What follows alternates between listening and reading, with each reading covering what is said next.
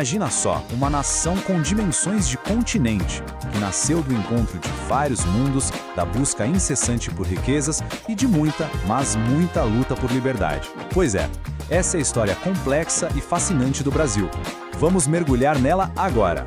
500 anos de história, um império que foi único em todas as Américas e períodos de rupturas bem profundas. O desafio aqui é passar por essa trajetória cheia de reviravoltas, focando nos momentos mais decisivos. Será que a gente consegue? Bom, para a gente entender o Brasil de hoje, a gente precisa voltar lá atrás, né? Tudo começa em 1500, quando as caravelas portuguesas aportaram num território que, olha, já era habitado por milhões de pessoas. Ali, naquele momento, começava a era colonial do Brasil. Essa linha do tempo ajuda a gente a visualizar a evolução. Olha só, em 1500, com a chegada, o interesse de Portugal era basicamente o pau-brasil, uma madeira super valiosa. Mas, 30 anos depois, a coroa portuguesa decidiu que era preciso ocupar a terra de verdade. E aí, o eixo do poder foi se movendo ao longo do tempo. Até que acontece uma coisa assim quase inacreditável. Em 1808, a corte portuguesa inteira se muda para o Rio de Janeiro fugindo de Napoleão Bonaparte. Imagina só a cena. E a economia dessa colônia era movida por grandes ciclos. Primeiro veio o ciclo do açúcar lá no Nordeste, baseado naquelas fazendas enormes, as plantations, e claro, na brutalidade da escravidão. Anos depois, a descoberta de ouro em Minas Gerais vira o jogo. É a febre do ouro que muda o centro de gravidade do país. Mas a base de toda essa riqueza, o que sustentava tudo isso, era a mesma: a mão de obra escravizada, primeiro dos povos indígenas e depois, massivamente, de africanos trazidos à força. Essa é uma ferida que, de certa forma, ajuda a definir a sociedade brasileira até hoje. Com a família real morando aqui, o status de colônia já não se sustentava mais. Aquilo acelerou o que parecia inevitável. O Brasil estava deixando de ser colônia para se tornar algo diferente. Estava nascendo um império em plenos trópicos.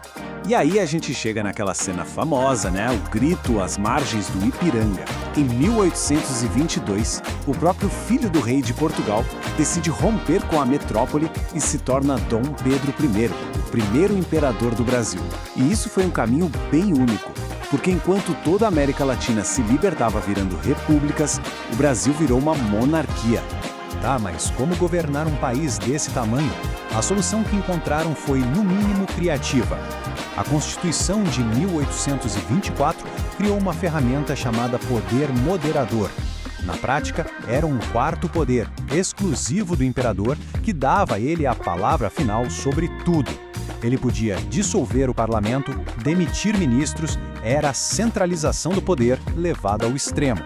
Com Dom Pedro II, o filho dele, o Brasil viveu um período bem longo de estabilidade. O café virou o novo ouro do país, financiando a modernização.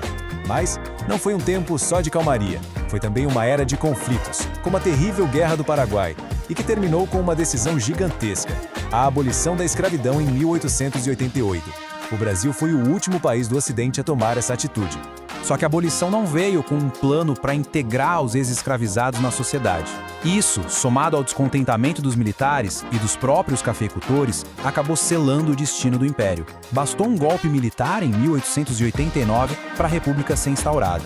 A primeira fase da República ficou conhecida como política do café com leite, porque o poder se alternava entre as elites de São Paulo, do café, e de Minas Gerais, do leite. Isso durou até a Revolução de 1930, que colocou Getúlio Vargas no poder.